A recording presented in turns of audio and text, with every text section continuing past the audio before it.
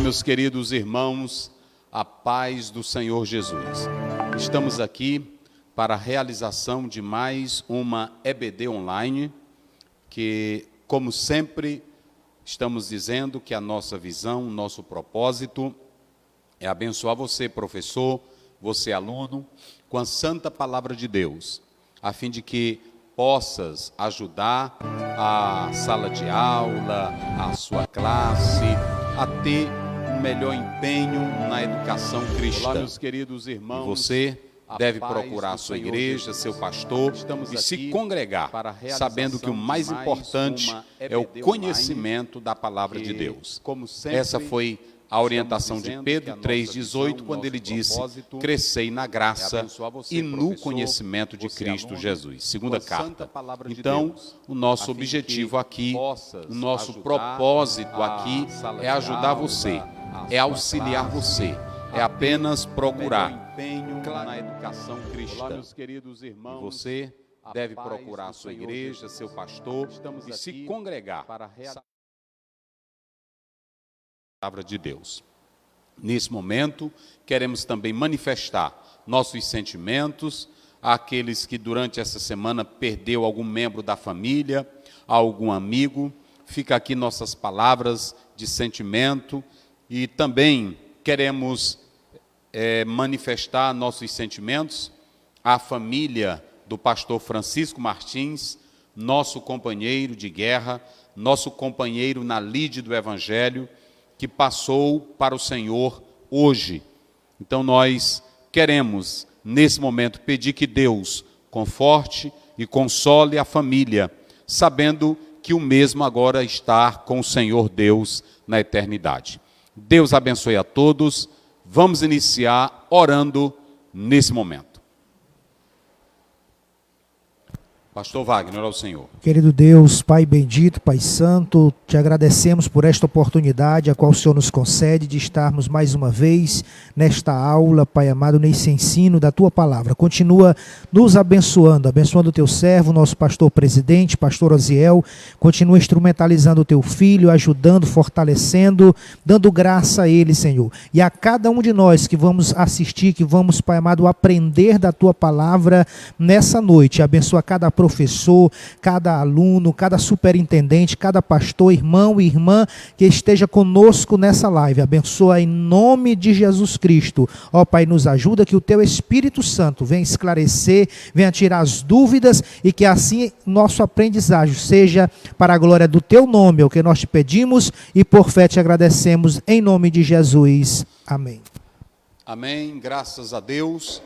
Chegamos ao final de mais uma lição escrita pelo pastor Ezequias Soares, que tratou sobre a temática do pentecostalismo. Foi muito importante essa nossa jornada, porque nós conseguimos entender, compreender a base, o fundamento da real doutrina do povo de Deus, da Igreja Pentecostal, a Assembleia de Deus. Você que às vezes critica, que zomba da fé pentecostal, mas que acompanhou durante esses 3 meses, não é isso? Esse trimestre, você pôde ver, pôde contemplar que há seriedade na teologia pentecostal, há uma busca verdadeira e sincera pelo real conhecimento das Escrituras. Então nós aprendemos aí em 13 lições sobre cura, sobre dons, aprendemos sobre o real movimento pentecostal, a educação dos pentecostais no campo da teologia. E hoje vamos findar com o slogan dos nossos pioneiros, Daniel Berg, Gunnar Vingre, em especial o Daniel Berg, na temática Jesus voltará. São esses os pilares que nós acreditamos, que Jesus Cristo salva, Jesus Cristo cura, Jesus Cristo batiza com o Espírito Santo, brevemente voltará e nos levará para o céu de glória. Essa é a nossa fé. As outras questões que envolvem certas dissonâncias podem ser corrigidas porque em qualquer movimento, em qualquer crença, há, na verdade, esses incidentes. Isso nós podemos analisar até mesmo nos pais da igreja, na história, na tradição da igreja, tem seus equívocos, tem seus erros. Mas o mais importante é a gente procurar aquilo que é bom. Eu estava essa semana em uma aula de um doutorado e um professor, ele disse o seguinte, eu achei muito interessante. Ele disse que quando você tem um livro de um certo acadêmico, de um certo doutor, você não deve se firmar nos pontos fracos dele, mas você deve ler os pontos vantajosos e criticar e ampliar eles naquilo que é mais especial. Porque às vezes tem pessoas que só querem criticar aquele ponto negativo. Então achei muito interessante essa colocação desse doutor, que ele dizia que é importante você criticar aqueles pontos positivos, para até ampliar a sua visão. Porque é claro que você não vai ampliar a sua visão com coisa errada. Você só vai ampliar com coisa certa. Então é isso que é interessante e que eu gostei muito dessa colocação dele. A nossa lição, a temática é voltados os olhos para a bendita esperança. Está baseada em Atos 1, capítulo 1, versos 6 a 11. Os 3 pontos da nossa lição que se finda. Primeiro, breve o Senhor virá. Segundo, a necessidade de vigilância. E terceiro, vivendo com fidelidade. Ok? E como nosso método aqui é primeiro explorar, não logo o que o autor da lição diz, mas o que o próprio texto bíblico diz, nós vamos começar com Atos, vamos lá, 1, 6 a 11. Faça a leitura aí, pastor Wagner. Aqueles, pois, que se haviam reunido, perguntaram-lhe, dizendo, Senhor, restaurarás tu neste tempo o reino a Israel? E disse-lhes, não vos pertence saber os tempos ou as estações que o Pai estabeleceu pelo seu próprio poder, mas recebereis a virtude do Espírito Santo, que há de vir sobre vós, e ser-me-eis testemunhas tanto em Jerusalém, como em toda a Judeia, e Samaria, e até os confins da terra. Quando dizia isto, vendo eles, foi elevado às alturas, e uma nuvem o recebeu, ocultando-o a seus olhos. E estando como os olhos fitos no céu, enquanto ele subia, eis que junto dele se puseram 2 varões vestidos de branco, os quais lhe disseram, varões galileus, por que estáis olhando para o céu? Esse Jesus que dentre vós foi recebido em cima no céu, há de vir assim como para o céu o vistes ir. Muito bem, nós acompanhamos aí a leitura de Atos, capítulo 1, versos 6 a 11. Imaginem agora comigo, todos vocês, o Cristo que acompanhou os discípulos, que viveu com os discípulos, que deu honra para os discípulos, que ensinou os discípulos, que caminhou com aqueles homens desprezados, rejeitados, ele agora vai se ausentar fisicamente desses discípulos. Pelo aspecto humano, isso iria trazer uma tristeza, devido à separação do Cristo físico para a eternidade, com os seus discípulos. Mas há uma coisa interessante, que quando nós analisamos, eu até coloquei aqui os benefícios da ascensão, quando nós analisamos para esse texto bíblico, a primeira coisa que você pode pontuar é que Jesus apareceu e ficou com eles, quantos dias, quem se lembra? 40, ensinando, instruindo, falando, e só quem tinha conhecimento disso era a igreja. Esses dias que Jesus passou de Atos 1 até o verso 5, foi dando instrução. Isso é muito interessante porque aqui você tem uma conotação pedagógica. Porque vamos analisar aí Atos 1, verso 1. Fiz o primeiro tratado, ó Teófilo, acerca de tudo que Jesus começou, não só a fazer, mas a ensinar. Como é que diz? E fiz o primeiro tratado, ó Teófilo, acerca de tudo que Jesus começou, não só a fazer, mas a ensinar. Olhe bem, não só, olha o verbo aqui, ó, poiein, fazer, no infinitivo, não só a fazer, mas a ensinar. Está aí no versículo? Primeiro. Aí você vem.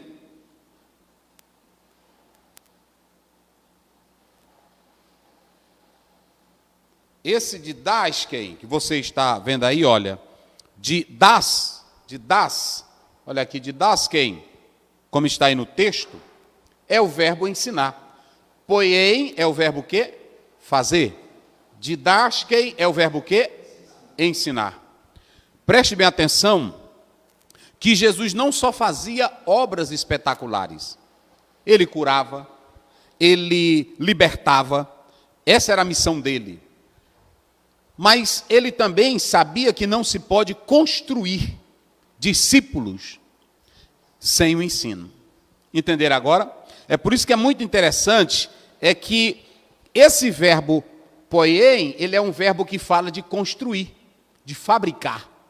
E Jesus querendo fabricar novos discípulos para a humanidade, ele vai construir eles, mas não só com obras miraculosas, só com poderes. Ele vai construir esses discípulos com o quê? Com ensino. Então é muito interessante quando você olha para esse texto de Atos aqui, que o Senhor ele está fabricando discípulos. Veja como é interessante. O grande problema é que muitos leram e leem a Bíblia, mas não atentam para essa particularidade. Não se faz, eu falei na aula passada, que não se faz discípulo só com milagres, só com pulos, só com grito, só com nova unção, só com oba-oba. Se faz discípulos, é o quê? Ensinando. E tem muita gente aí que está vindo da fábrica errada. É por isso que tem muitos problemas no campo, hoje, da fé, da religião, da crença, porque o projeto já vem com defeito de fabricação. Esse defeito de fabricação não está no proprietário, não está no dono, está na própria pessoa que não quer se deixar ser fabricado, moldado, formado por ele. Isso é muito interessante. Me veja aí Atos 7,50, só para a gente ter uma ideia, rapidinho.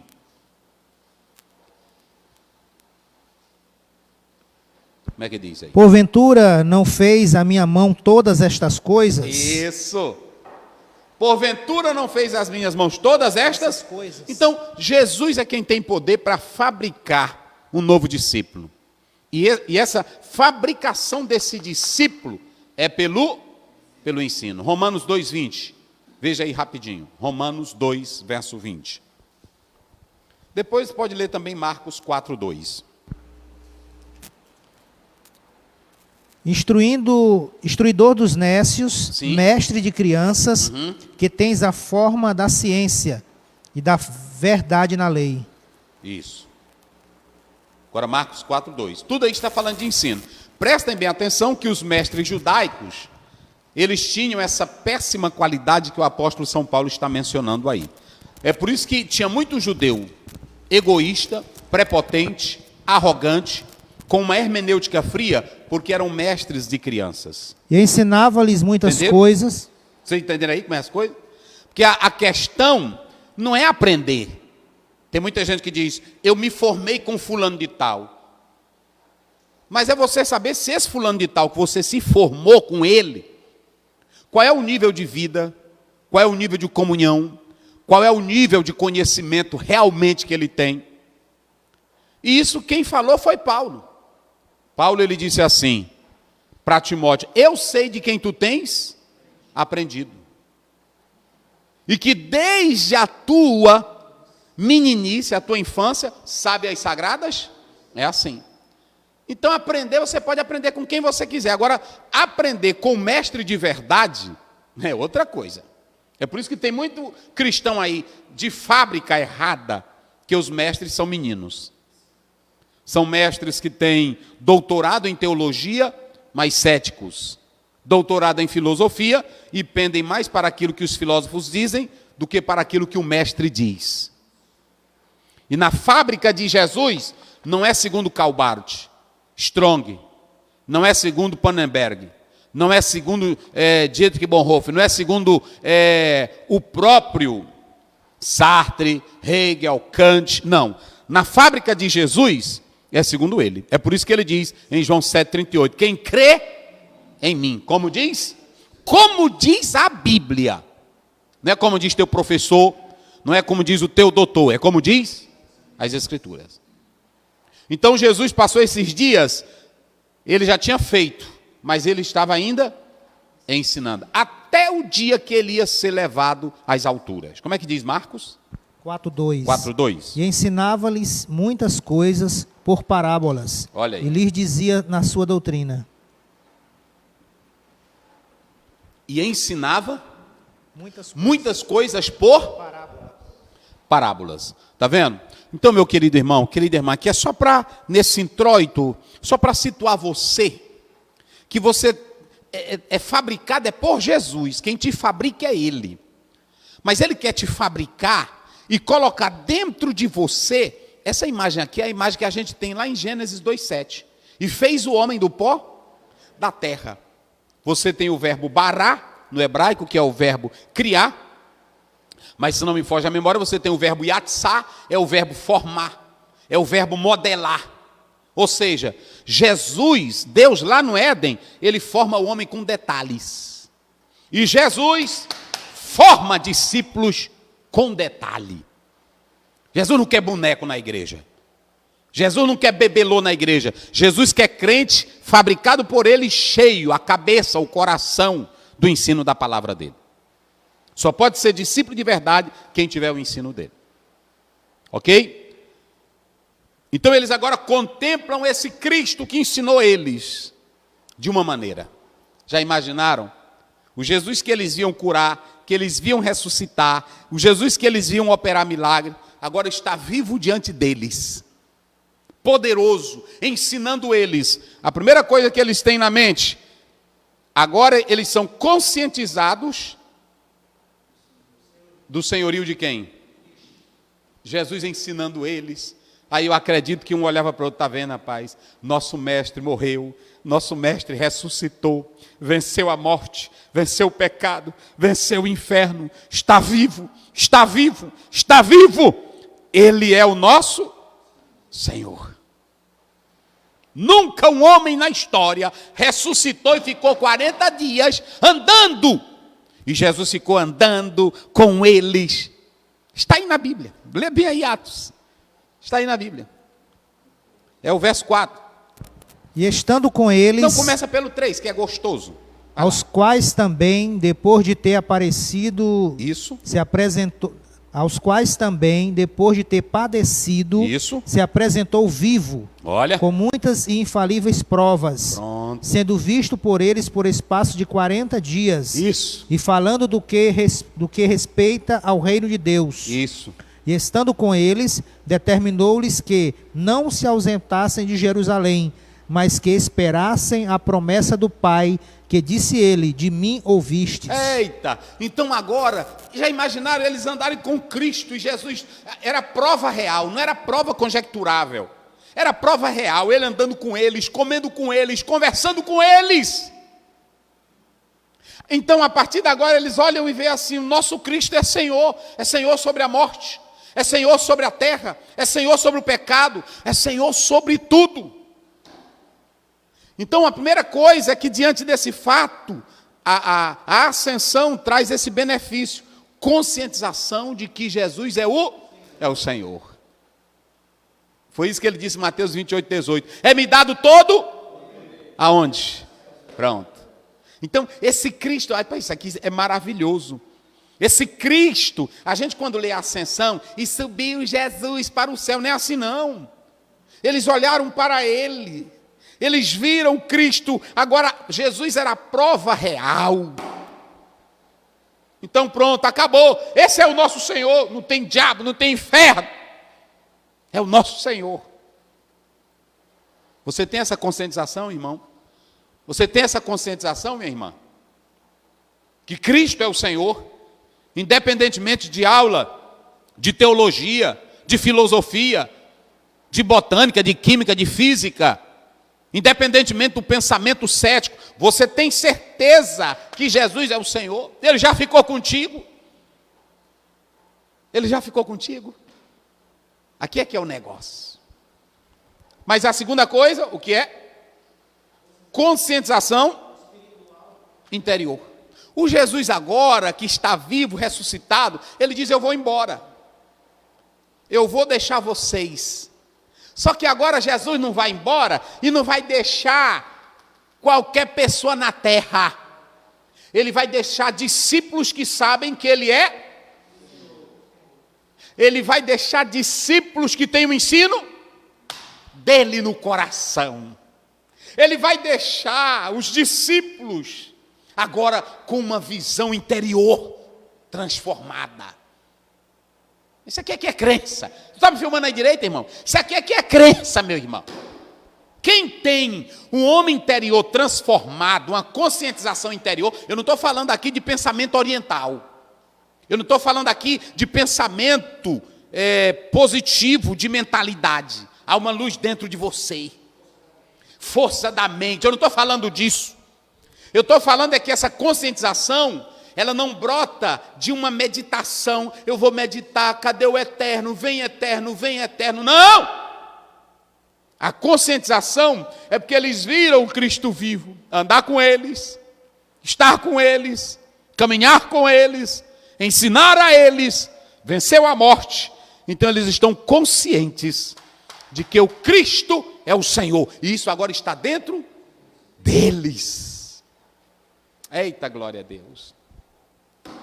Isso aqui é muito importante, meus irmãos. Essa conscientização que você vai ver aí no texto.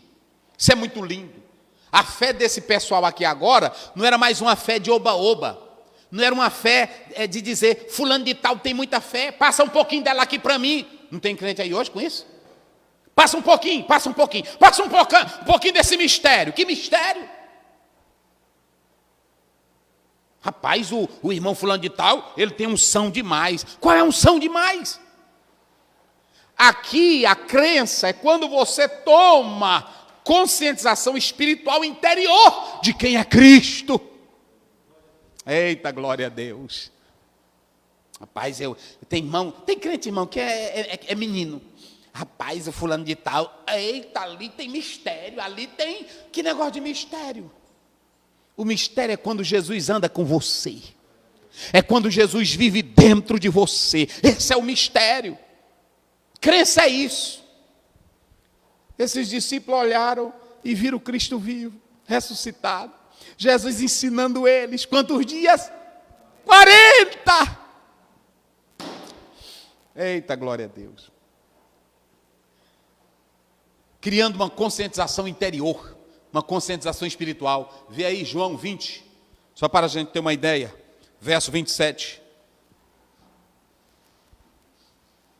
Eita, glória a Deus. Depois disse ao discípulo, Isso. Eis aí a tua mãe. E desde aquela hora o discípulo a recebeu em sua casa. 20, 27, é isso?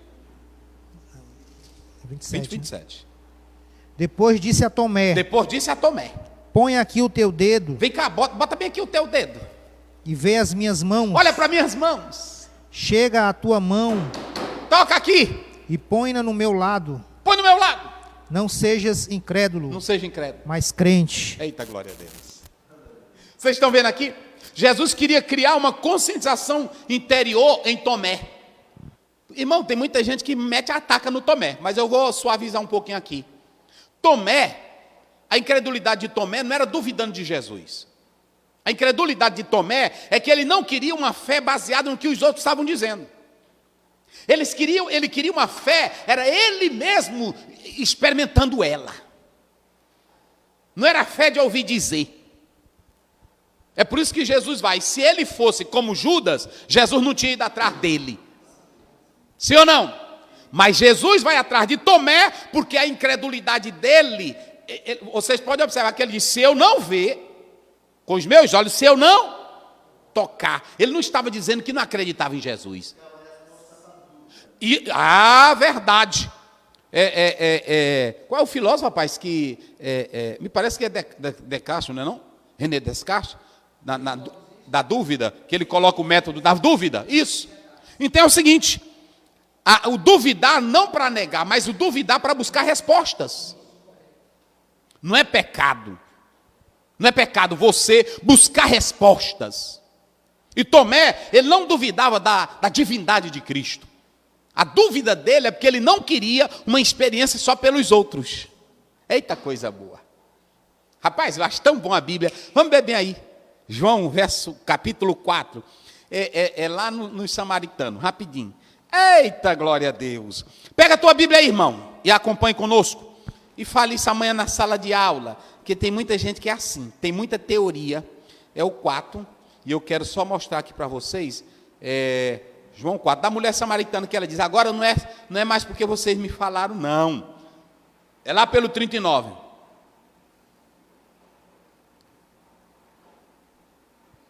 É o verso 42.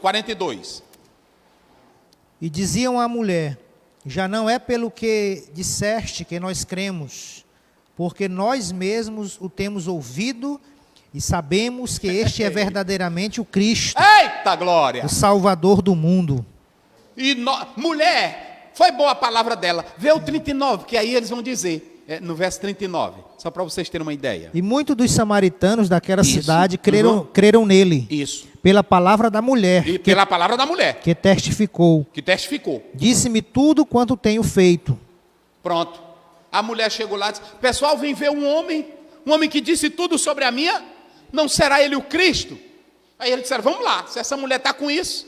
Aí quando chegaram lá, aí Jesus, eita meus irmãos, eles ouviram as palavras de Jesus e ficaram maravilhados. Aí criou uma conscientização espiritual, não é mais pela tua palavra, mulher. Nós temos visto e crido que tu és o Cristo. Essa conscientização interior, os discípulos tiveram quando Jesus ressuscitou, pelos ensinos, pela vivência dele. Crença, meus irmãos, é isso aqui. É isso aqui. Tem irmão que toda hora, eu vou abandonar a igreja, eu vou deixar de me congregar. Tu não tem conscientização espiritual interior. Eu não gosto desse pastor, eu não gosto dessa igreja. Tu não tem conscientização interior, espiritual. Quem tem é firmado em Cristo. Não é assim?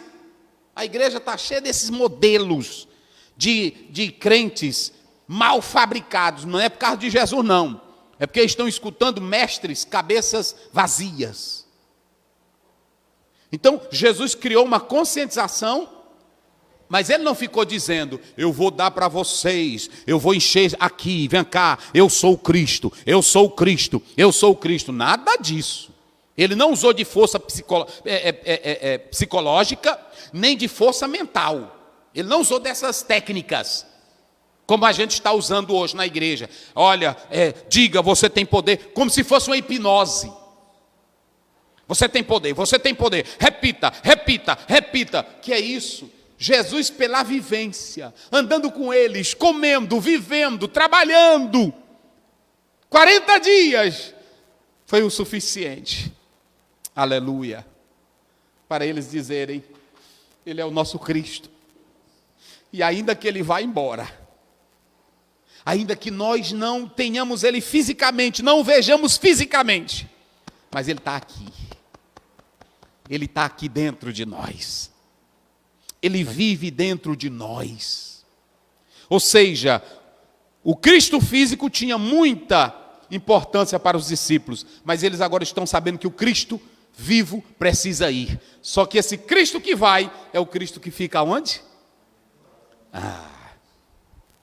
No interior dele. Boa. Irmãos, é negócio sério, é coisa maravilhosa. E a terceira coisa é que eles vão ter agora um novo estilo de quê? Ora, se eles tomam conhecimento de que Cristo é o Senhor, se eles tomam conhecimento que Cristo está dentro deles, que tipo de vida eles vão ter agora? Uma nova vida. Vocês se lembram? Lê bem aí Atos 1:8, só para vocês terem uma ideia. Vamos lá, Atos 1:8. Mas recebereis a virtude do Espírito Isso. Santo, que há de vir sobre vós, e ser-me-eis testemunhas, tanto em Jerusalém, como em toda a Judéia e Samaria, e até os confins da terra. Lê aí de novo. Mas recebereis a virtude do Espírito Santo, que há de vir sobre vós, e ser-me-eis testemunhas tanto em Jerusalém, como em toda a Judéia e Samaria, e até os confins da terra. Muito bem. Vocês irão receber o que é? Vocês vão receber o quê? Hein? Vocês irão receber poder, virtude. Olha aqui, ó. Aqui, ó. Dinamim. Olha aqui, ó. Vocês vão receber isso. Vocês vão receber, como está aí, recebereis poder. Né? Poder. Aqui, esse poder é o Espírito Santo para dinamizar. É o Espírito Santo, é aquilo que a gente chama de dinamite, capaz de explodir, ok? Capaz de provocar poder na vida dessa pessoa. Isso é interessante, irmão. E aí você tem aqui, olha, você tem isso aqui, ó. Essa palavra que está aí no próprio texto, martires, olha aqui, ó, martires. O interessante é que essa expressão que está aí, mártires, olha aqui, ó, mártires, olha aqui, mártires, essa expressão aqui é a palavra só que essa testemunha aqui, gente, é a testemunha que tem experiência, entenderam? É aquela pessoa que viu, é aquela pessoa que experimenta. Eu coloquei no meu comentário aqui, de Atos, que essa expressão, ela quer dizer aquela pessoa que experimenta ou que vê. Aí vem a questão, os discípulos viram Jesus quanto dia depois, ressuscitado? Podia testemunhar ou não podia? Aí o que vai gerar poder? Agora eu quero falar para vocês, duas coisinhas vão gerar um poder grandioso na vida deles. Primeiro, a prova de que Cristo está vivo. Segundo, eles vão receber o quê? Dinamis, poder do Espírito. Jesus não vai embora? O Espírito de Cristo vai estar agora onde? No interior deles. E eu que nunca vi Jesus? E tu que nunca viu? Tu já viu Jesus? Fala aí. Fala aí. Senhor. Fala aí. Tu já viu Jesus? Não, também não. Fala aí. Tu já viu Jesus? Não. Fala aí. Já viu Jesus? Não. Porque hoje é fácil, irmão. Todo irmão. Agora, há pouco, Jesus me apareceu. Não é assim? Eu até preciso ser mais crente, irmão. Vou dizer a verdade para vocês. Porque toda hora tem uma irmã aqui que fala comigo. Pastor, agora em Jesus estava falando comigo ali. Porque eu creio que Jesus fala assim, tem a palavra, você se lembra de um versículo, aí eu creio que é Jesus falando. Mas tem gente que fala como se Jesus entrasse no quarto dele, na cozinha dele. Rapaz, como é que pode? Não é assim? Agorinha Jesus falou comigo. Agorinha Jesus, parece uma brincadeira. Acabei de falar com ele. Até que de falar, ele pode. Agora ele dizer que toda hora vê, aí não. Senão o Cristo físico tinha ficado. Não era assim? O Cristo físico vai embora, mas aí vem a conscientização. Pronto, e os discípulos vão ser testemunha, mártires, porque viram, porque experimentaram. E nós que não vimos? Aí aqui está. Jesus diz para Tomé, bem-aventurado os que não viram e creram. Por quê? Porque vão receber o Espírito, e o Espírito que conhece a Cristo, ele vai internalizar ele dentro de nós. É por isso que eu posso testemunhar de Cristo, porque o Espírito Santo me dá essa certeza espiritual interior, do Cristo que é vivo. Nós que nunca vimos ele, nós que nunca presenciamos ele, mas Jesus disse, eu vou dar uma certeza da minha existência pelo meu Espírito. Recebereis poder ao descer sobre o Espírito Santo. E sereis o quê? Minha testemunha. Agora deixa eu dizer uma coisa para vocês. Vocês sabiam que um crente pode testemunhar de Jesus, evangelizar, se ele nunca viu Jesus? Porque quem é que faz isso? Quem faz? Vamos lá. Vamos analisar. Antes de Jesus morrer e ressuscitar, algumas pessoas falaram que ele era o Cristo verdadeiro. Foi por faculdade, escola, pensamento lógico? Não, revelação divina. Vamos ler aí, Mateus 16, rapidinho. Mateus 16, 17, 18. João, versículo 1, 6, 7 e o verso 15. Vamos lá. Mateus 16, 17.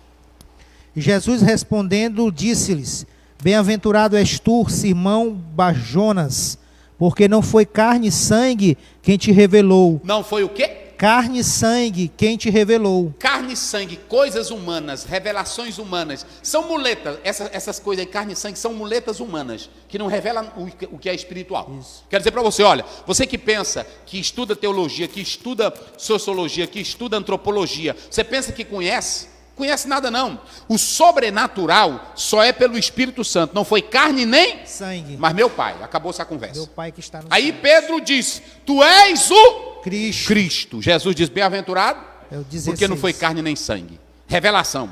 Vamos lá, João. Eita coisa boa.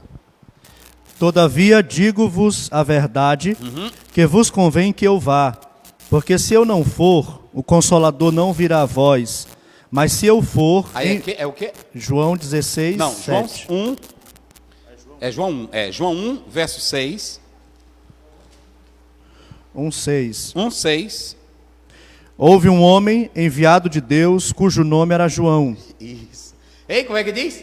Um homem enviado de Deus, cujo nome era João. Quem foi que enviou? Deus. Tá vendo? Mas vamos seguir. 7. Este veio para testemunho, para que testificasse da luz, para que todos crescem por ele. Quem era a luz? Não era ele a luz, mas veio para que testificasse da luz. Ele vem falar de quem é a luz? De Jesus. Pronto, e ele foi enviado por quem? Por Deus. Então Deus já tinha revelado para ele ou Já não? tinha É por isso revelado que para diz, ele. ele veio para testemunhar. Mártires. Não pode falar de Jesus quem não é espiritual.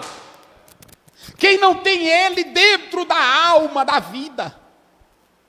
Verso 29. Eita coisa boa. É o 15. 15. Verso 15.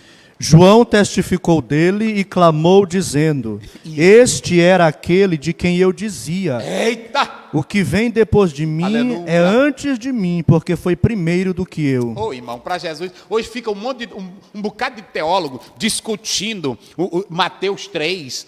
Jesus disse, vos batizará com o Espírito Santo e com fogo, isso aqui não é isso aqui não. Irmão, quem tem revelação de Jesus não gasta tempo com essas migalhas. Quem é enviado por Deus gasta tempo em testemunhar aquilo que é bom, aquilo que edifica, aquilo que transforma. É por isso que ele diz, eu vim falar da luz, eu vim dar testemunho, mas João nunca tinha visto ele. Mas quando ele viu, olha o que ele diz, verso 29. No dia seguinte, João viu a Jesus, Ele viu a Jesus. que vinha para ele e disse: Lá vinha Jesus, olha para cá. Lá vem Jesus andando. João estava testemunhando dele. Vem um que é mais poderoso, eu não posso me abaixar, desatar as sandálias. Eu batizo com água, ele batiza com fogo. Mas ele não tinha visto ele ainda. Lá vem ele. E quando ele vem, o que ele diz? Eis o Cordeiro de Deus, Eis aí o Cordeiro de Deus. que tira o pecado do mundo. Esse aí tira. Olha, irmão, para dizer que Jesus tira o pecado, a gente estuda a armatiologia, a doutrina do pecado, o que é o pecado, consequência do pecado. O pecado nasce com a alma, como é isso, que origem é essa? E a gente fica nessas briguinhas velha todinha. E João chegou e disse, pela revelação, eis aí o Cordeiro de Deus. Que tira o pecado da humanidade. E acabou-se João não foi discutir humanidade de Cristo, docetismo, ebionismo, nada disso. Ele só fez, aí está o que tira o pecado do mundo. Tem tanta gente discutindo essas bobagens e tem tanta gente morrendo lá fora. Fale de Jesus que perdoa pecado. Então, aqui você tem um novo estilo de vida, tanto um novo estilo de vida em Cristo como um novo estilo de vida para falar dele. Só pode falar dele quem é dominado pelo poder. Só pode falar dele quem tem experiência com ele. Ok? Então nós vamos findar. Vamos lá, Atos. Primeiro, eita, lá no texto que a gente leu. Do versículo 11, lê agora o verso 11, para a gente findar aqui. E os quais lhe disseram. Os quais lhe disseram. Pronto, depois que Jesus passou 40 dias, já vivo, ressuscitado, glorioso, ele está terminando aqui, lá no Monte das Oliveiras, próximo a Betânia. Ele está lá. Leu 10, começa pelo 10. E estando com os olhos fitos no céu, Se você analisar dois teólogos biblistas, eu até coloquei aqui, o Ralph e Joseph, ele disse que esse olhar fito, olhar fixo, ele não tirará atenção, porque o Cristo vivo, maravilhoso, glorioso, ele está no monte, e ele está falando, normal, coisa normal, ele está falando. E quando ele está falando, como é que acontece? e estando com os olhos fitos no céu, Isso. enquanto ele subia, Eita, não tirava a atenção. Enquanto Jesus está terminando, está falando, eles começam a olhar e os pés de Jesus estão se afastando do monte. Eita, glória a Deus. E aí o que acontece? eis que junto deles Aí junto deles se puseram dois varões. dois varões. Irmão, a Bíblia é linda. A Bíblia é linda. Quem foi que trouxe o anúncio do nascimento de Jesus para a humanidade? Quem foi? Pronto, o anjo. O anjo trouxe isso para a humanidade. Vamos ver aí Mateus 1:20. Rapidinho. Eita, coisa boa. 1:20. Como é que diz?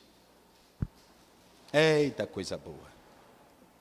E projetando ele isso, eis que em sonho lhe apareceu um anjo do Senhor, Isso. dizendo: José, filho de Davi, não temas receber a Maria, tua mulher, porque o que nela está gerado é do Espírito Santo.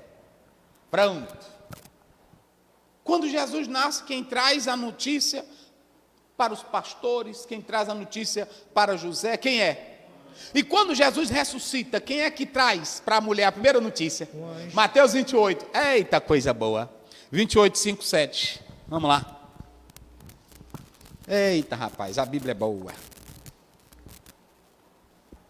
Mas o anjo respondendo, disse às mulheres: Isso. Não tenhas medo, pois eu sei que buscai a Jesus que foi crucificado.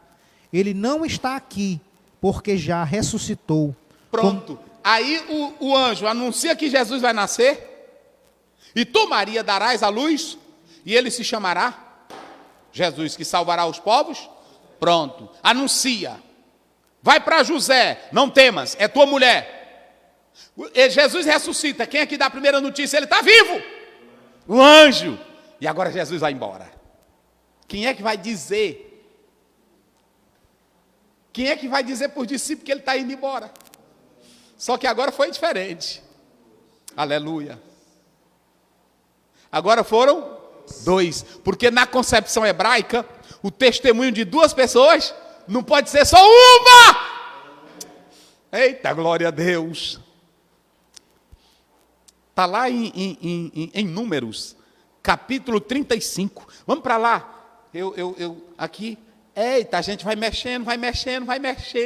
E aí Deus vai mostrando coisa para a gente. Números 35. As duas testemunhas. Está bem aí. Não ouvirá só uma. Deixa eu ver aqui. 35. É o verso, deixa eu ver. É o verso 30. Eita, coisa boa. O poder de uma testemunha. Vamos lá. Olha como é que diz. Todo aquele que ferir a alguma pessoa, conforme o dito das testemunhas, matarão o homicida. Mas uma só testemunha não testemunhará contra alguém para que morra. Está vendo? Tem que ser quantas? Duas. Acabou-se a conversa. E quem é que aparece na hora que Jesus está sendo levado? Hein? Dois anjos. E eles não querem nem saber, eles não estão nem olhando para os anjos. Eles estão olhando para o Cristo. Eita. Aleluia, meus irmãos. Os discípulos sentiram muito porque o Cristo que eles amavam estava com eles, agora ressuscitado. Mas eles não sentiram tristeza, porque quando eles estão olhando para o céu, vendo Jesus subir, dois varões de branco apareceram no nascimento, apareceram na ressurreição e agora aparecem para os discípulos. O que eles dizem? Eles dizem? Vamos lá.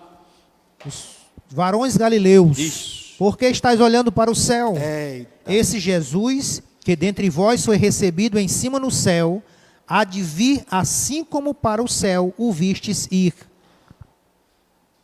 Letra D. Deixa Deixa eu colocar aqui. Certeza da volta de quem? Pronto. É a quarta bênção.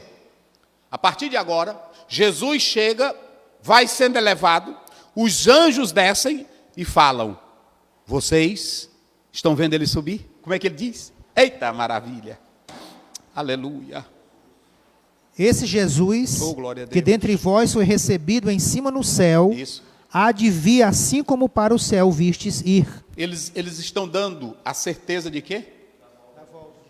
Mas leia de novo aí, me vê uma coisa aí, rapidinho. Esse Jesus, que dentre vós foi recebido em cima no céu, há de vir assim como É para o outro, eu quero o outro. O outro versículo. Vai. Então voltaram para Jerusalém, do monte chamado das Oliveiras, Isso. o qual está perto de Jerusalém, Sim. à distância do caminho de um sábado. E entrando subiram ao cenáculo, onde habitavam Pedro. É o verso 9, Verso 9. E quando dizia isto, vendo eles, foi elevado às alturas, e uma nuvem o recebeu, ocultando-o aos seus olhos. E uma nuvem, O recebeu. olha aqui. Aqui, ó. Nefele. Nuvem. Essa nuvem, ela, no hebraico, me parece que é Anã, se não me foge a memória, deve ser isso. Lá em Êxodo 33, vê aí, pastor Wagner. Êxodo 33, verso 7. Verso 9. Vamos lá. Verso 9. Aqui está transliterado. E Vamos lá. aconteceu que, entrando Moisés na tenda, descia a coluna de nuvem, Isso. e punha-se à porta da tenda, e o Senhor falava com Moisés. E o Senhor? Falava O que com descia? Moisés. Uma nuvem, A nuvem. coluna de nuvem. Aqui, ó, Anã, no hebraico. Nefele. Essa nuvem aí, ela não era uma nuvem natural. Lá em Êxodo 33, essa nuvem era a glória de Deus. Como Jesus vai ser levado às alturas para os céus, essa nuvem trata da glória de Deus que transforma o corpo dele em um corpo glorificado. Nefele, essa palavra aqui, ó, Nefele, no grego, ela fala de uma nuvem no aspecto teofânico, uma manifestação teofânica. Tudo aqui é espiritual. Tudo aqui é espiritual. Se tu não crê, problema teu. Então, a grande questão é que o texto que o pastor usa, ele gera em nós o quê? A bendita esperança. Por que que os nossos olhos estão voltados para ela? Porque os anjos encerraram a missão do Cristo vivo, quando esteve na terra, dizendo: do jeito que vocês estão vendo, ele subir. Ele Pronto. É por isso que os nossos olhos não podem se voltar para esta terra. Estamos aí em época de Covid, estamos aí em pandemia, estamos em tristeza, mas nós temos os olhos voltados para onde? Para o céu. Porque Jesus? Hebreus 10, 37. Leia isso aí. Eu sei de qual, mas eu quero que você leia aí, para entender que não é coisa da nossa cabeça. Hebreus 10, 37. Como é que diz, pastor Vai? Porque ainda um pouquinho de tempo, Isso. e o que há de vir virá e não tardará. Pronto. Essa é a mensagem do retorno de Cristo. Quando o texto diz, breve o Senhor virá, está aí, e mais um pouquinho, e o que há de vir, e não tardará. A certeza, eu comecei aqui, o pastor Ezequiel Soares, nesse livro dele, ele fala que a certeza da volta de Cristo, a certeza, o primeiro pronto, breve Jesus voltará, a certeza disso aqui, não é porque Daniel Berg criou isso aqui, não é porque algum teólogo criou a teologia da esperança, isso aqui é coisa da Bíblia. Os anjos falaram, do jeito que vocês estão vendo ele há de descer. Ô meu querido irmão, creia nisso, então você tem Atos 1:11, ele vai voltar, não é isso? Você tem 1 Tessalonicenses, rapidinho, vamos lá, 1 Tessalonicenses 4, 16, 17, Apocalipse 22, 17. Rapidinho. 1 Tessalonicenses 4, 16, Porque 17. o mesmo Senhor descerá, Para aí. E o mesmo Senhor descerá do céu descerá do céu com alarido, com e com voz de arcanjo, com a trombeta, com a de, trombeta Deus, de Deus. E os que morreram Eita. em Cristo ressuscitarão primeiro. Os que morreram em Cristo. Ressuscitarão primeiro. Olha para cá, irmão. Eu sei que talvez um parente seu, um irmão, a mãe ou o pai faleceu nessa pandemia, mas não acabou não. Paulo está dizendo aqui, o Senhor descerá. Aleluia. E os mortos em Cristo Ressuscitarão primeiro. ressuscitarão primeiro. Nós, os que estamos vivos, Depois nós, os que ficarmos vivos, Aleluia. seremos arrebatados. seremos arrebatados. Juntamente com ele nas nuvens. Aonde? Juntamente com ele nas E nuvens. Jesus foi levado como? Nas nuvens. A glória de Deus vai estar envolvida nesse processo todo. Aleluia. Isso é maravilhoso. Então, você tem aqui a certeza de que ele breve virá. Os anjos disseram, Paulo disse, e Jesus disse, João 14, primeiro, não se turbe, Os vossos corações. crede em Deus, na casa de meu pai, se não fosse assim eu vou e voltarei, e vos levarei. Jesus falou, e ele não mente. É por isso que quando a gente lê João 14, primeiro, 2, até o verso 3, e quando a gente lê Filipenses 3, 20, 21, Paulo diz, a nossa pátria é no céu, não é aqui não. A nossa pátria não é aqui não. Então deixa eu dizer uma coisa para vocês, a certeza de que ele virá está aí na lição. É porque a Bíblia está falando isso. E o pastor Ezequias Soares, com muita propriedade, ele abordou isso aqui, 3 pontos. Ele falou sobre a vinda de Cristo, uma promessa de Jesus. Essa bendita esperança, na verdade, está falando da segunda vinda de Cristo. Ok? Da segunda vinda de Cristo. E sempre quando a gente toca nesse assunto escatológico, dá problema, e tem muito irmão que até fica aí na internet. Olha, irmão, eu não creio assim. Mas nós, pentecostais, acreditamos que Jesus veio uma vez, como homem, para morrer pelos nossos pecados. Ele é o Deus homem, não é isso? Teantrópico. Ele é esse ser teantrópico. Mas o que é interessante é que a teologia da bendita esperança, ela está falando da segunda vinda de Cristo, que é dividida em duas partes, 2 fases. Uma, ele vem com os seus, que é a revelação, não é isso? E a outra, ele vem para os seus, que ele vem para a igreja. Então, na primeira, para os seus, ele vem para quem? Só para a igreja. Quando Jesus ficou 40 dias, foi para o mundo ou foi só para a igreja? Quando ele vier nessa segunda fase da sua vinda, que ele vem, a primeira fase da sua segunda vinda, ele vem para aí arrebatar a igreja, como diz Paulo, ok? Mas quando você analisa, depois ele vem com os seus. É a segunda fase, que é chamada de revelar. A primeira é arrebatamento e a segunda é o quê? No arrebatamento é secreto, é só para a igreja. Na revelação, todo olho, pronto. Ok? Então, por que é interessante a igreja acreditar nessa teologia da bendita esperança? Porque essa teologia da bendita esperança, ela é a mola que movimenta a igreja na certeza da volta de Cristo. O crente contribui, o crente ora, o crente prega, o crente se congrega, o crente louva a Deus, mesmo nos reveses, nas lutas, é porque ele tem uma certeza daquilo que Jesus falou, daquilo que os anjos disseram, ele vai voltar. Eita, glória a Deus. Então, aqui você tem esse primeiro ponto. Segundo, ele trata da necessidade da vigilância. Mas eu quero dizer para vocês o seguinte, quando a gente estuda essa teologia da esperança, ela é muito importante porque a teologia da esperança, ela conscientiza o crente sobre as promessas bíblicas, sobre as profecias bíblicas, ok? Isso é muito interessante. A teologia da bendita esperança, que está na Bíblia, eu já citei para vocês, João 14, 1 a 3, Tessalonicenses capítulo 4, 16 até o 18, Paulo diz: consolai uns aos outros com estas palavras. Apocalipse 22, 17, como é que está lá? Já leram aí? Vê aí. Apocalipse 22, 17. Atos 1, 11. Tudo é dizendo que Jesus vai voltar. O Espírito e a esposa dizem: vem. E quem ouve, diga: vem. E quem tem sede, vem. E quem quiser, tome de graça da água da vida. Pronto.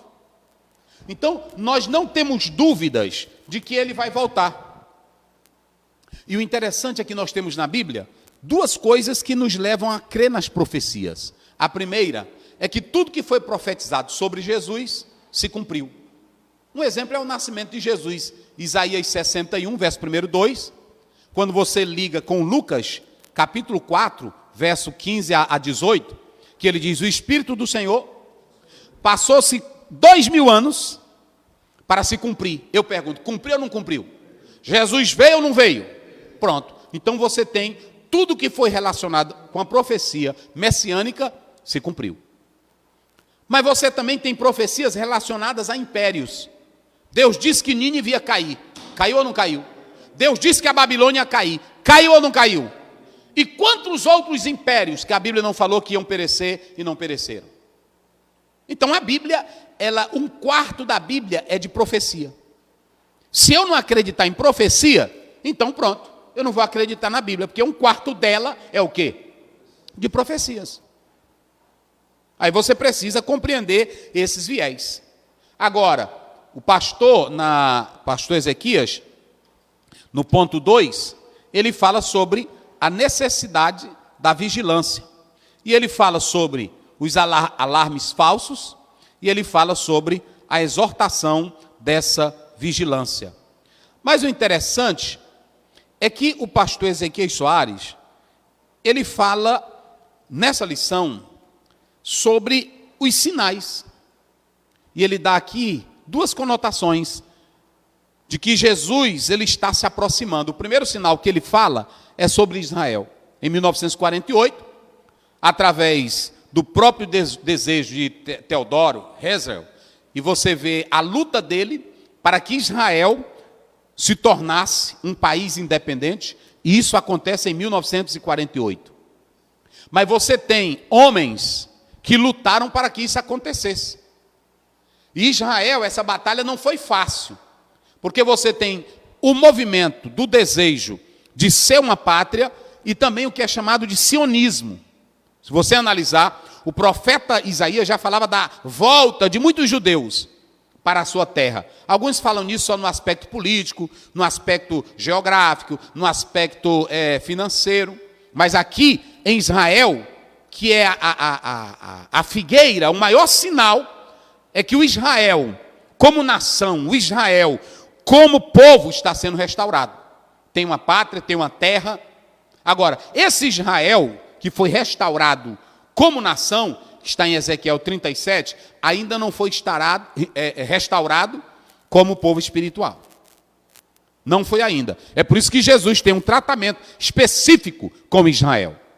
E como Jesus está próximo de voltar, nós temos que entender que há sinais. Esses sinais, queridos, que está aqui dentro da bendita esperança, que é a teologia escatológica, esses sinais, eles são de duas naturezas. Eles são, primeiro, sinais gerais, e eles são também sinais específicos. Em uma gravação, me parece que eu já preguei sobre isso aí. Vamos ver aí Mateus 24, 6 a 12, rapidinho. E ouvireis de guerra e de rumores de guerra, olhai, não vos assusteis, porque é mister que tudo isso aconteça, mas ainda não é o fim. Porquanto se levantará nação contra nação, e reino contra reino, e haverá fomes e pestes e terremotos em vários lugares. Mas todas essas coisas são o princípio das dores. Então vos hão de entregar para serdes atormentados, e matar-vos-ão, e sereis odiados de todas as gentes. Por causa do meu tempo, muitos serão escandalizados, e trair-se-ão uns aos outros, e uns aos outros se aborrecerão. E surgirão muitos falsos profetas, e enganarão a muitos. E por se multiplicar a iniquidade, o amor de muito se esfriará. Pronto. Então, eu vou ser breve aqui agora, para me encerrar. Vocês observam que o pastor Wagner leu aí terremotos, o que mais? Me ajudem. terremotos, guerra, fome. Peste? Peste é o quê? Peste. Doenças. Pronto. Envolve aí pandemia, envolve tudo. Envolve tudo. Vocês estão entendendo agora? Esses são os sinais gerais, que Jesus chama de princípio das dores. Agora a questão é, quando essas dores se intensificam? Eu falei isso numa mensagem. Eu dei o exemplo do parto. A mulher, na primeira dor que ela tem, ela já pare o menino? Qual é o sinal de que ela vai parir mesmo? Ah, é quando as dores? Sempre teve terremoto? Sempre teve morte? Sempre teve fome? Sempre teve peste? Sempre teve doença? Sempre! Agora, qual é o sinal? Esses são sinais gerais. Qual é a prova de que esses sinais gerais estão indicando que Jesus está perto de vir? É quando eles se tornam intensos. Ano passado, vamos lá, ano passado, nós tivemos uma crise aí, chikungunya, aí vem a dengue, vem a zika, né? A zika é aquela que mata rapidinho, né? Tem um aí? Não, é a HN1, né? Olha o tanto de doença, de epidemia que está acontecendo com frequência.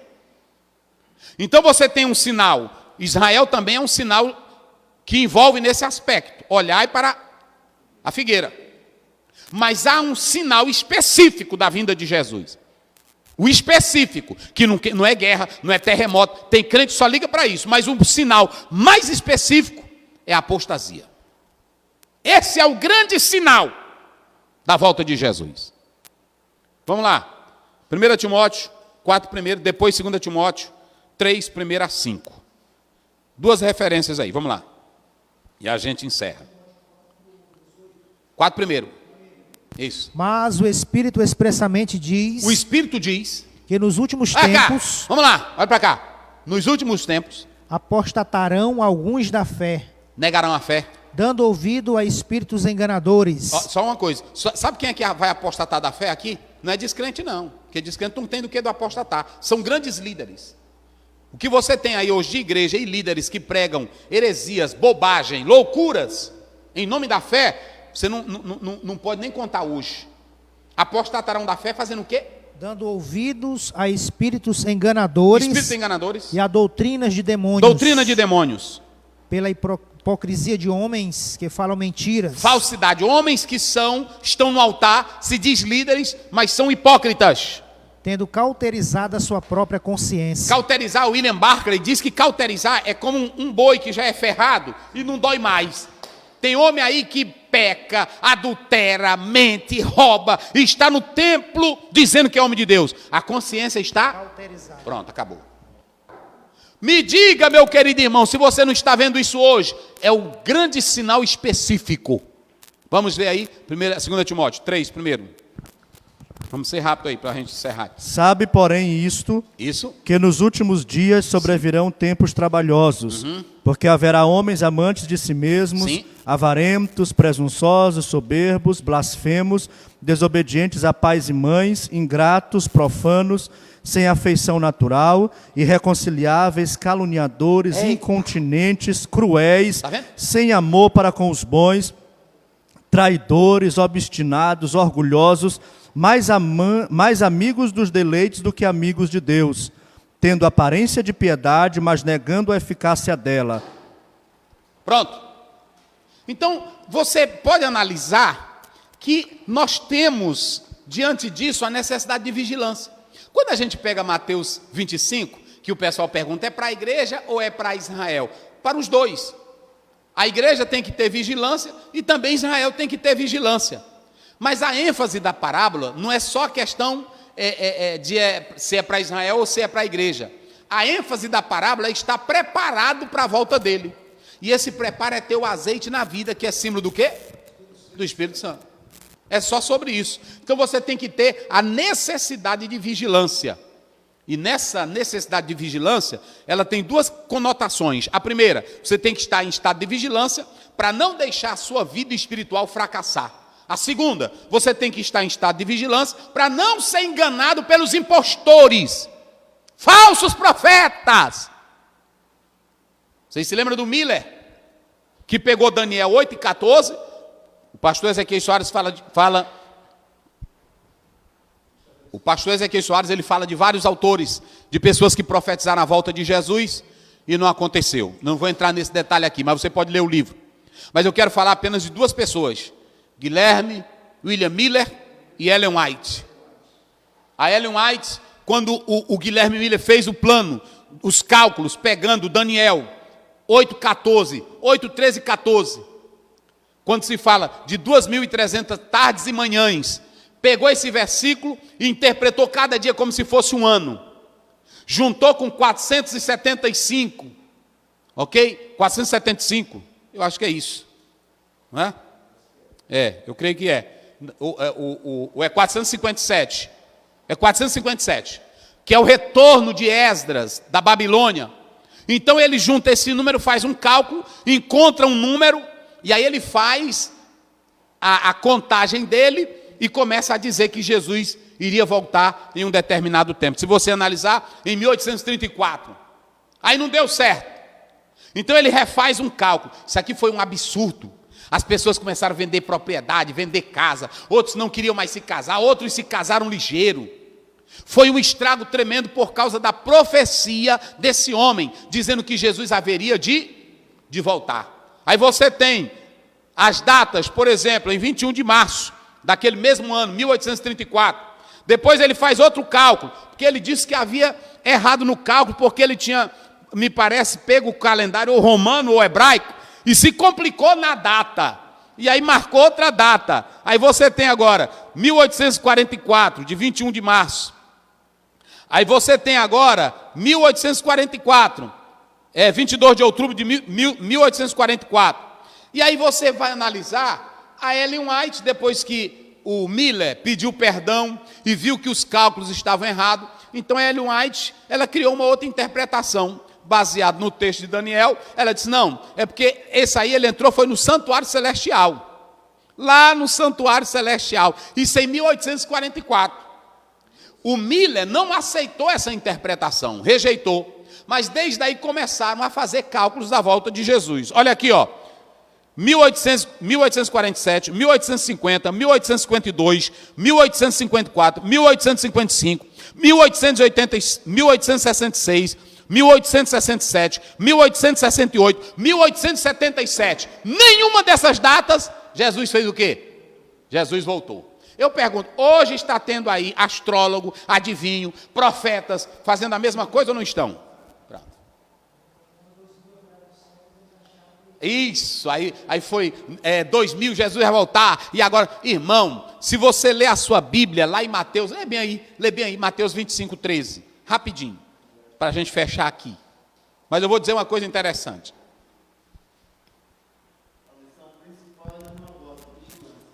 É verdade. 25:13. 25:13. Vigiai, pois. Porque não sabeis. Não sabeis o dia? O dia nem a hora. Pronto. Em que o Filho do Homem há de vir. Olha para mim aqui. Jesus, eu quero voltar aqui. Eu quero voltar a algo interessante para vocês aqui, para mim finalizar. Mas eu tenho que dizer uma coisa interessante. Tem muita gente aí se assustando. Eu vou marcar depois uma live para me falar sobre isso, que eu não tenho tempo hoje. Mas tem muitos aí na internet assustando o povo com mensagens dizendo que Deus revelou e profecias. Não é assim? Criando terrorismo. Eu estou dizendo aqui que eu creio em profecia. Agora, eu não creio em muita coisa do que está aí. E eu vou dar um exemplo aqui para vocês. Quem quiser se zangar, pode se zangar. Tem irmão que escuta uma irmã ou um irmão dando uma profecia. Meu povo, esse ano Deus vai matar, Deus vai limpar, Deus vai tirar. E outros estão dizendo, pronto, agora é a limpeza, como é que eles estão dizendo? Que já é o quê? Já está limpando a casa, está limpando a casa. Então nós estamos todos errados. E a Bíblia está mentindo. Porque se a gente pegar os eventos escatológicos, nós temos 6 pontos. 6. Nós temos, aliás, 9. Nós temos arrebatamento. Primeiro, arrebatamento. A igreja vai ser arrebatada, vai para o céu. Mas lá no céu nós vamos ter, antes de entrar, nós vamos ter o tribunal de Cristo. Tribunal de Cristo. Depois vamos ter o quê? Boda do Cordeiro. E depois, vamos estar lá no céu. Pronto, aí vem na terra a grande tribulação. Nessa grande tribulação, nós vamos ter depois o julgamento dos gentios. Não é isso? Nós vamos ter a batalha do Armagedon. Então, se Deus já está fazendo a limpeza, onde é que está a grande tribulação? E se a igreja ainda está aqui na terra, nessa grande tribulação, que a limpeza é a grande tribulação. Está tudo invertido. A limpeza é a grande tribulação, porque a grande tribulação ela tem dois propósitos. Um é para julgar todos os pecados que os homens cometeram na terra. E dois, é para Israel reconhecer Jesus como o... Se já estamos vivendo a grande limpeza, então nós estamos pregando errado. Ou então nós temos que acreditar na visão dos que pregam o pós-tribulacionismo. Entenderam? Então eu vou dar um exemplo aqui. Agora eu queria, e não é crítica que eu não faço isso, os irmãos me conhecem, mas eu queria só que você me ajudasse. E eu queria que os irmãos que são profetas, que eu respeito, só me ajudassem, me tirassem uma dúvida. É porque a maioria profetiza que Deus vai matar, que Deus vai limpar, que Deus vai tirar, mas nenhum profetiza que Deus vai te dar uma vacina. Tem vários vídeos que eu já essa semana prevendo uma mortandade. Uma mortandade. E a Bíblia já profetizou, isso vai acontecer na grande tribulação. Agora, tem muitos profetas que estão profetizando, eu vou varrer, eu vou matar do altar, eu vou tirar. Paulo diz que todos nós estamos sujeitos o quê? À morte. E pronto. Todos nós estamos sujeitos à morte. Agora, eu só queria que você me explicasse, porque eu vou mostrar na Bíblia. Irmão, tem profeta, tem irmão que acha vantagem. Um irmão levantado e diz, eu profetizo que vai morrer um grande empresário. Deus não tem interesse em morte de ninguém, Deus tem interesse em viver. Por que ele revela a morte e não revela um plano para salvar a vida da pessoa? Vamos ver aqui, Êxodo 9. Tem muita coisa, mas eu não tenho tempo hoje, eu vou marcar com vocês. Leia aí, pastor, 9:4. Rapidinho. Rapidinho, vamos lá. E o Senhor fará separação entre o gado dos israelitas e o gado dos egípcios, sim, para que nada morra de tudo o que for dos filhos de Israel. Hein? Lê só essa finalzinha. Para que nada morra de tudo o que for dos filhos de Israel. Olha para cá. Quando Moisés se levantou como profeta, ele jogou praga para o Egito? Jogou. Mas para o povo de Deus? E aí os profetas nossos estão só jogando praga para nós? Ei! Aí eu não estou entendendo, porque eu conheço aí pastor, homem de Deus, mulher de Deus, que morreram nessa pandemia.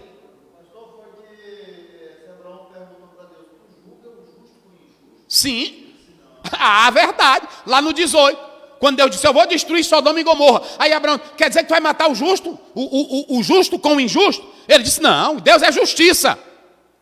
A grande limpeza, meu irmão, não se preocupe não, é na grande tribula e nós não estaremos aqui.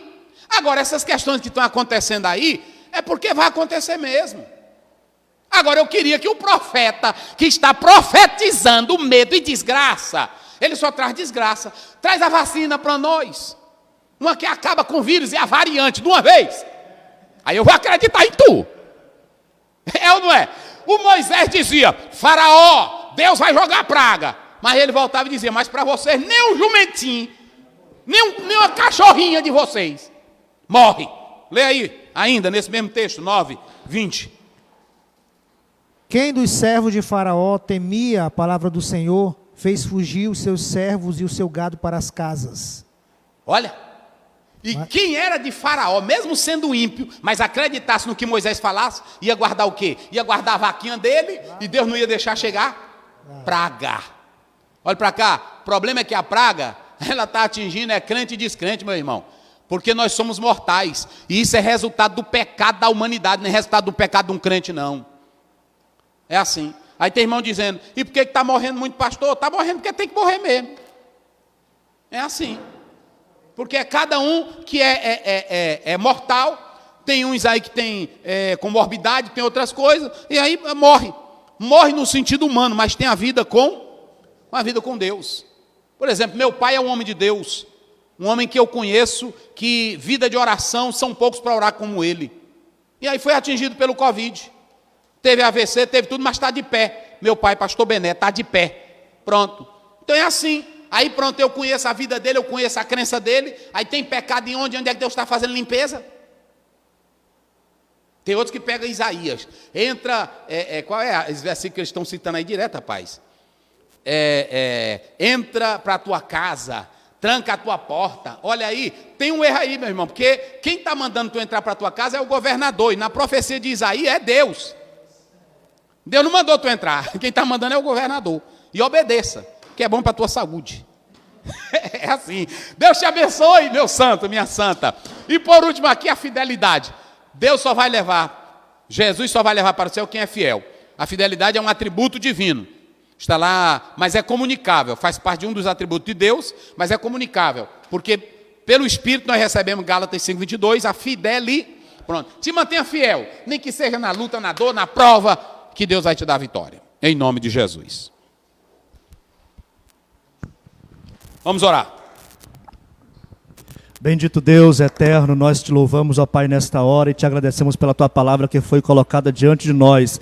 Meu Deus amado, que o teu Espírito Santo, meu Deus, nos ajude a nos manter firme, aguardando a bem-aventurada esperança, ó Pai, de que um dia tu vai voltar e nos arrebatar. Meu Deus, que essa bem-aventurada esperança produza paz em nosso coração, produza certeza, produza fidelidade, meu Deus amado, mas também produza segurança em meio ao caos, em meio aos problemas da vida. Que todo crente convicto de sua salvação saiba que tudo pode parecer ruim, tudo pode parecer acabado, mas Cristo é a esperança da nossa vida. Meu Deus amado, abençoa esta família agora, abençoa este casal, abençoa este lar, dá da tua graça, restaura este amor, restaura esta vida, ó Pai, liberta, cura pelo poder que há no teu nome. Sê conosco, nós te pedimos em nome de Jesus. Amém.